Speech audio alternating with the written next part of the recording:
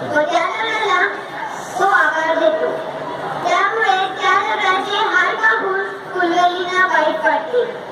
काही दिवसांनी त्या दगडापासून एक सुंदर मूर्ती तयार होते. मूर्ती तयार झाल्यानंतर जवळच्या वेलीवरची फुले तोडून मूर्तीला त्या मूर्तीच्या पायावर घालतो. काही दिवसांनी गावातील लोक येतात व ती कोमेजलेली फुले बाजूला ठेवून फुलांचा हार त्या मूर्तीच्या गळ्यात घालतात व ती मूर्ती गावात वाजत वाजत नेतात. ती फुले रोज त्या मूर्तीच्या पायावर घालतात. तेव्हा फुलवेलींना त्यांची चूक कळते की उगाचच आपण त्या दगडाला हसलो. तात्पर्य कधीही कोणावर हसू नये, कारण वेळ ही नेहमी बदलत राहते. धन्यवाद.